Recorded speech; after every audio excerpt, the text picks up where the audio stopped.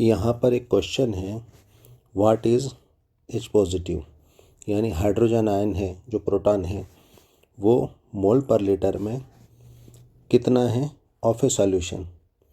एक सॉल्यूशन में H positive मोल पर लीटर में कितना है, जो सॉल्यूशन काय से बना है 0.2 मोलर है क्या, जिसमें सोडियम एसीटेट, और 0.1 मोलर क्या है जिसमें एसिटिक एसिड। ठीक है, और यहाँ पर वीक एसिड डिसोसिएशन कांस्टेंट क्या है एसिटिक एसिड का 1.8 इंटू 10⁻⁻5, क्योंकि हम जानते हैं यहाँ पर एसिटिक एसिड वीक एसिड है और सोडियम एसीटेट जो है स्ट्रॉन्ग है इलेक्ट्रोलाइट।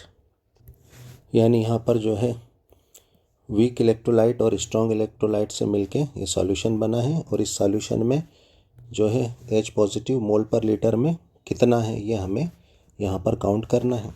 तो यहाँ पर आंसर होगा D 9 इंटू 10⁻⁻6। ये किस तरह से होगा आइए हम देखते हैं।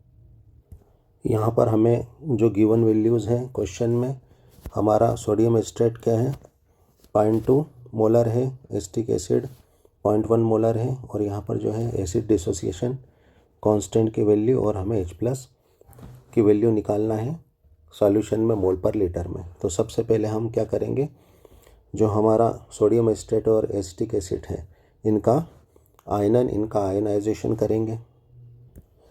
यहाँ पर जो है सोडियम एसीटेट का आयनाइजेशन हुआ तो हमें एसीटेट मिला और सोडियम आयन मिला, और यहाँ पर जो है हम जानते हैं कि जो एसिटिक एसिड होता है ये वीक इलेक्ट्रोलाइट होता है, तो ये नहीं के बराबर बहुत कम जो है, मेरे ख्याल से 1,00,000 में से कुछ एक ही मॉलिक्यूल्स इसके डिसोसिएट होते हैं। तो यहाँ पर एसीटेट और H पॉजिटिव मिलेगा, और हमें यही H पॉजिटिव इसके सॉल्यूशन में सोडियम एसीटेट और एसिटिक एसिड के सॉल्यूशन में मोल पर लीटर में कितना है ये बताना है हमें। तो यहाँ पर हम जानते हैं एसिटिक सोडियम एसीटेट जो है ये क्या होता है स्ट्रॉन्ग इलेक्ट्रोलाइट होता है।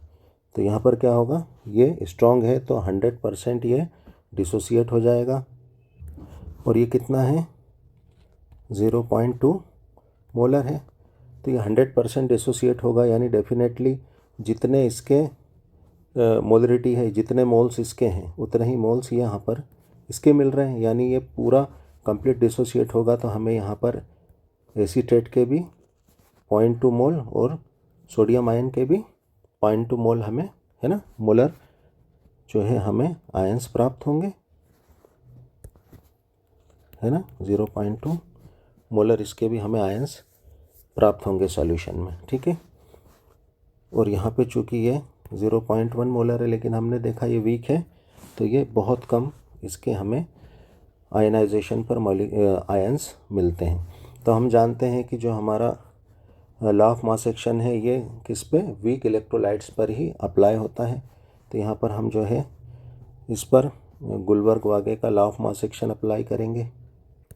तो यहाँ पर जो है वीक एसिड डिसोसिएशन कांस्टेंट, और यहाँ पर क्या हो जाएगा हमारा एसीटेट आयन। ठीक है, ये प्रोडक्ट ऊपर और रिएक्टेंट कहाँ होता है गुलबर्ग-वागे में, ये नीचे आ जाता है। ठीक है, ये हमारा जो है हमने लॉ ऑफ मास एक्शन जो है वीक इलेक्ट्रोलाइट पर अप्लाई किया है, और ये वीक इलेक्ट्रोलाइट डिसोसिएशन कांस्टेंट इसकी वैल्यू हमें पता है ना 1.8 इंटू 10⁻⁻5 है। तो यहाँ पर क्या होगा, वैसे हम चाहें तो यहाँ पर जो है वैल्यू पुट करके आंसर भी डायरेक्ट ला सकते हैं, लेकिन थोड़ी सी अगर हम जानकारी लें तो हमारा क्या होता है स्ट्रॉन्ग इलेक्ट्रोलाइट होता है क्या CH3COONA, ये आयनाइज होता है तो 100% आयनाइज होता है, स्ट्रॉन्ग इलेक्ट्रोलाइट है। तो ये सॉल्यूशन में ढेर सारे CH3COO निगेटिव एसिटेट आयन दे देता है। तो क्या होता है जिससे सॉल्यूशन में इसके कुछ एक निकले हुए एसिटिक एसिड के और बाकी इसके सॉल्यूशन में बहुत ज़्यादा हो जाता है एसिटेट आयन। तो हमारा जो है कॉमन आयन इफेक्ट से, क्योंकि यहाँ पर स्ट्रॉन्ग इलेक्ट्रोलाइट में भी एसिटेट आयन है और वीक में भी जो है एसिटेट आयन है, तो उससे क्या होता है कॉमन आयन इफेक्ट से क्या होता है हम जानते हैं वीक इलेक्ट्रोलाइट का आयनाइजेशन और कम हो जाता है। किससे, ले शैटेलियर प्रिंसिपल से। क्योंकि अगर हम प्रोडक्ट के जो आयंस होते हैं अगर उनको बढ़ा दें तो लेशर्ट लेयर रूल से क्या हो जाता है, लेफ़्ट साइड में जो है इक्विलिब्रियम शिफ्ट हो जाता है, यानी रिएक्शन लेफ़्ट साइड में चलने लगती है। तो यहाँ पर क्या होता है, और ज़्यादा एसिटिक एसिड बन जाता है, यानी एसिटिक एसिड का आयनाइजेशन और कम हो जाता है। ठीक है ना, तो ये समझने वाली थ्योरी वाली बात है, लेकिन यहाँ हम डायरेक्ट वैल्यूज़ पुट कर देंगे। ठीक है ना, तुम्हारी वैल्यूज़ क्या है, एसिड डिसोसिएशन कांस्टेंट कितना है 1.8 इंटू 10⁻⁻5।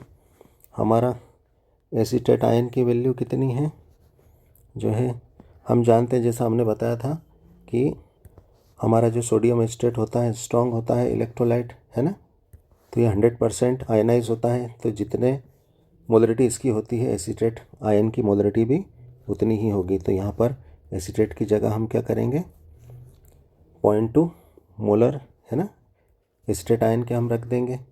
अब हमने यहाँ फार्मूले में एसीटेट आयन की वैल्यू 0.2 मोलर रख दी है, एसिटिक एसिड की वैल्यू 0.1 मोलर रख दी है, और एसिड डिसोसिएशन कांस्टेंट की वैल्यू हमने 1.8 इंटू 10⁻⁻5 रख दी है। अब हमें यहाँ पर H+ आयन निकालना है, तो हमें क्या करना होगा, क्रॉस मल्टीप्लिकेशन में 0.2 को 1.8 इंटू 10⁻⁻5 के नीचे ले आएंगे, और 0.1 को क्रॉस मल्टीप्लिकेशन में 1.8 इंटू 10⁻⁻5 के साइड में ले आएंगे। ठीक है ना, तो यहाँ पर क्या हो जाएगा नेक्स्ट कंडीशन में, अब यहाँ पर H+ is equal to 1.8 into 10⁻⁻5 upon 0.2 इसके नीचे आ जाएगा इंटू 0.1 इसके साइड में होगा।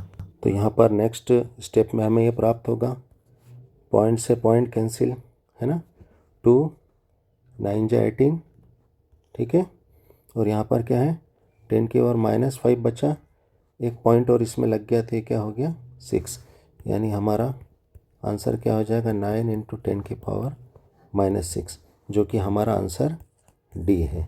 Thanks for watching.